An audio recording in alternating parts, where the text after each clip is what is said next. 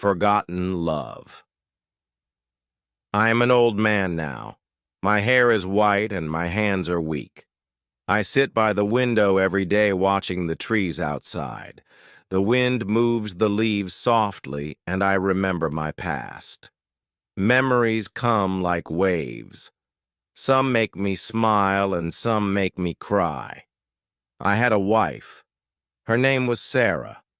She was kind and beautiful, with a warm smile that made every day brighter. We had 3 children, 2 boys and a girl. I worked hard every day to give them a good life. I wanted them to have what I never did. My wife cared for the house, cooked meals, and helped the children with their schoolwork. Our home was full of laughter and love. Years passed and the children grew up. They went to school, made friends, and started spending less time with us. I understood they needed to explore the world, but it still made me sad. Sarah would always tell me, "They will come back. They love us." I believed her. One day, Sarah became sick. She stayed in bed for many weeks. I took care of her, cooked for her, and sat by her side. I told her stories to make her laugh, but she was too weak. She looked at me and said, "Take care of the children. They need you." One night she closed her eyes and never opened them again. My heart broke into pieces. The house became quiet and lonely. I hoped my children would stay with me and feel the silence. But they were busy with their own lives. They came to visit less and less. One day they sat with me and said, "You cannot stay alone. It's better for you to live in a home for old people." I wanted to say no, but I saw no other choice. My heart hurt, but I nodded and went with them. Now I sit here alone. The days are long and the nights are cold. I think of Sarah and the life we had together. I ask myself, did I fail as a father? Did I do something wrong? But there are no answers, only silence. This place is called the Golden Years home. It is clean and quiet. There are other old people here, sitting in their chairs, lost in their thoughts. Some of them talk to me, but most of the time I sit alone. The nurses are kind, but they are busy. They bring me food, give me medicine, and sometimes smile at me. Every morning I wake up early. I sit by the window and watch the sunrise. The light paints the sky with colors, and for a moment I feel peace. Then the day begins, and I feel the emptiness again. I think of my children. Where are they? Are they happy? Do they think of me? I remember the times I carried them on my shoulders. We went to the park, played games, and laughed. I worked long hours to buy them new clothes and toys. I taught them to ride their bikes and helped them with their homework. My hands were tired, but my heart was full. They were my pride, my joy, my everything, but now they are far away. They call me sometimes, but their voices are hurried. "How are you, Dad?" they ask, and before I can answer, they say, "We're busy, take care." I understand. Life is hard, and they have their own families now, but still I wish they could visit more. One day a nurse gave me a notebook. She said, "Write your memories. It will help you feel better." At first I didn't know what to write.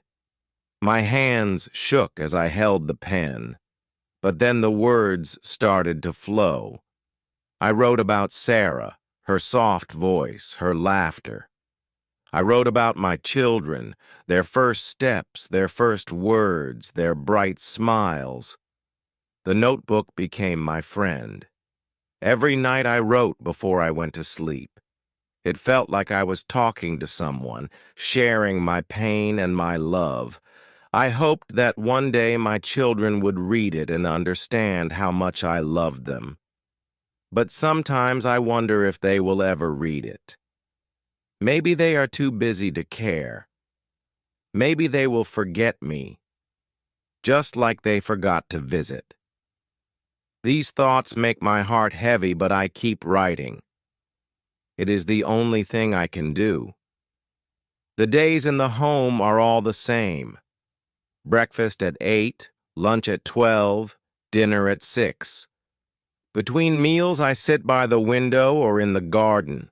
The garden is small, but it has flowers, roses, daisies, and tulips. Sometimes I watch the birds. They sing and fly freely, and I wonder if they feel joy or loneliness like me. One afternoon, a young boy came to visit. He was the son of one of the nurses. He smiled at me and said, "Hi, Grandpa." His smile reminded me of my youngest son when he was little. The boy sat beside me and asked, "Do you have any stories?" I nodded and began to tell him about my childhood. I told him about the village where I grew up. There were green fields, tall trees, and a clear river where we used to swim. I told him about my best friend John, and how we climbed trees and played hide and seek. As I spoke, the boy's eyes grew wide with excitement. For a moment, I felt alive again, sharing my memories with someone who listened. After he left, I felt a strange mix of emotions. I was happy to talk to him, but it also reminded me of my family. I wondered if my grandchildren knew about me. Do they know how much I miss them? Do they know how much I want to hold them? And tell them stories too? One evening I asked the nurse if I could call my eldest son. She handed me the phone, and I dialed his number with shaking hands. He answered after a few rings. "Hello, Dad," he said, his voice distant. "I told him I missed him and wanted to see him," he said. "I'll try to visit soon." But his words felt empty, like a promise he didn't mean to keep. That night I couldn't sleep. I stared at the ceiling, thinking of Sarah. She would have known what to do. She always brought the family together, made the house warm and full of love. Without her, everything fell apart. I miss her more than words can say. I held the notebook close to my chest. "Sarah," I whispered, "if you can hear me, please tell our children to come. Tell them I'm still here, waiting for them." My voice cracked and tears rolled down my cheeks. The pain in my heart was too heavy to bear, but I kept hoping. Maybe one day they will remember me. Days turned into weeks, and I waited by the window every afternoon. I hoped to see one of my children's cars arrive. Each time I heard the sound of a car engine, my heart jumped. But every time it was someone else, a visitor for another resident, or a delivery van. My hope grew smaller with each passing day, but it never fully disappeared. One day I decided to write letters to my children. I found an old notebook and a pen in the drawer by my bed. My hands trembled as I began to write. The first letter was for my eldest son. I told him about my life here, about the quiet days and the memories that keep me company. I reminded him of the times I held his hand when he was little, teaching him how to walk and how to ride a bike. The second letter was for my daughter. I wrote about her smile, the way she used to sing while helping her mother in the kitchen. I told her how proud I was when she graduated from college. "You are my sunshine," I wrote, just as I used to call her when she was a child. The last letter was for my youngest son. I reminded him of our fishing trips and how he laughed when he caught his first fish. I told him that I missed his jokes and his laughter, which used to fill the house with joy. When I finished writing, I carefully folded each letter and placed them in envelopes. I asked the nurse to mail them for me. She smiled kindly and said, "Of course, Mr. Carter, I'll send them right away." For the first time in weeks, I felt a small spark of hope. The next morning I went to the garden. The air was fresh, and the flowers swayed gently in the breeze. I sat on a bench and closed my eyes, imagining my children reading the letters. I pictured their faces, perhaps touched by my words, deciding to come and visit me. But days passed, and there was no response, no phone calls, no letters, no visits. My heart ached, but I told myself to be patient. They are busy, I thought. Maybe the letters will remind them. I held on to this thought like a lifeline, trying to keep my hope alive. That evening, as I sat by the window, the young boy who had visited me before came back. He brought a small drawing he had made, a picture of me sitting under a tree with a big smile. "This is for you," he said, handing me the paper. My eyes filled with tears. "Thank you," I whispered, my voice breaking. The boy's kindness warmed my heart. It reminded me that even in the darkest moments, there is still light. And though my own children were far away, this little boy gave me a reason to smile, even if just for a while. One morning, as I sat by the window, the nurse walked in with a letter in her hand. "Mr. Carter," she said with a smile, "you have mail."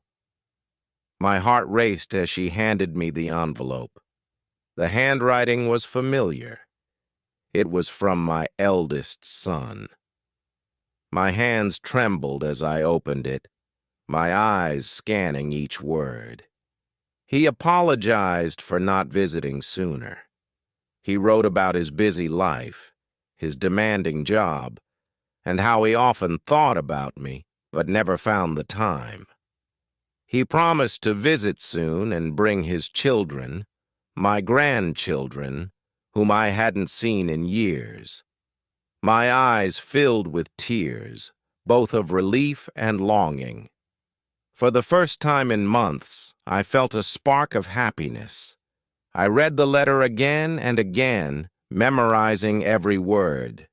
I showed it to the nurse, who smiled and said, "See, they do care, Mr. Carter."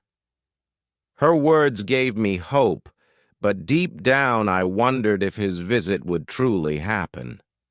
A week passed, and then another. Each day I looked out of the window hoping to see his car. The other residents noticed my excitement and asked me about it. "My son is coming," I told them with a proud smile. Their kind words encouraged me. But as the days turned into weeks, doubt began to creep in. One afternoon, I decided to write again. This time, I wrote to my daughter. I told her about the letter I had received from her brother and how much it had lifted my spirits. I reminded her of the times we used to sit together and talk about her dreams. "I miss our conversations," I wrote, hoping my words would reach her heart. I gave the letter to the nurse to send, and once again I waited. The waiting was hard, but the memory of my son's letter kept me going. I spent my days in the garden talking to the young boy who often visited. He told me about school, his favorite games, and his dreams of becoming an artist. One day the boy brought me another drawing, a picture of a family standing together under a tree. "This is your family," he said, pointing to the figures. His innocent gesture brought tears to my eyes. I thanked him and placed the drawing next to the letter from my son. The days were still lonely, but the small moments of kindness from the boy and the promise of a visit from my son gave me a reason to hold on. I thought of my wife and how she would have encouraged me to stay strong. "They will come," I whispered to myself each night before going to bed. As I lay in bed, staring at the ceiling, I thought about my life, my family, and the love I had given them. Maybe they will understand one day, I thought. And with that, I closed my eyes, holding on to the hope that tomorrow might bring something new. One bright morning, I woke up to the sound of footsteps in the hallway. It wasn't the usual sound of the nurses or the staff. My heart began to race. I sat up in my bed, listening carefully. Could it be him? Could it be my son? The door opened slowly, and there he was, my eldest son, standing tall but looking hesitant. Behind him were two little children holding his hands. My eyes filled with tears, and for a moment I couldn't speak. He walked closer, his face a mix of guilt and warmth. "Daddy," said softly, "I'm here." I opened my arms and he leaned down to hug me. It was the first time in years that I had felt his embrace. His children, my grandchildren, smiled shyly at me. "These are Emma and Liam," he said, introducing them. "They've been excited to meet you." I looked at the children and smiled. "Hello, Emma." "Hello, Liam," I said. They giggled and handed me drawings they had made. One was a picture of a house with a garden, and the other was of an old man smiling. "This is you, Grandpa," Liam said proudly. The room suddenly felt alive with their presence. My son sat beside me, and we talked for hours. He told me about his work, his family, and how much he missed the old days. I listened, cherishing every word. I told him about the home, the kind nurses, and the little boy who often visited me. Before they left, my son promised to come again soon. "This time I mean it, Dad," he said firmly. His words filled me with hope. I watched as they walked out of the door, feeling a mix of joy and sadness. The visit was brief, but it meant everything to me.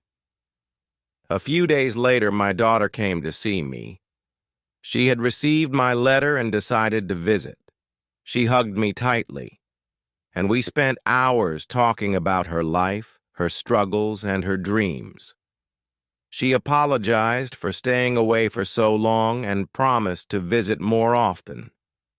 For the first time in years, I felt surrounded by love. My children were finally beginning to understand. They saw me not as a burden, but as a father who had given them everything he could. Their visits became more frequent, and the emptiness in my heart began to fade. The young boy in the home continued to visit me, bringing his cheerful stories and drawings. One day he said, "You look happier now, Mr. Carter." I smiled and nodded. "Yes, I am," I replied. As the days turned into months, I realized that life was not about how much you give, but about the moments you share with those you love. My heart, once heavy with loneliness, was now filled with gratitude. I still missed my wife deeply, but I knew she would be proud. Her love had taught me to keep going, even in the hardest times. And now, as I sat in the garden with my children and grandchildren by my side, I felt at peace. Great job today. Make sure to review what you've learned and come back for more.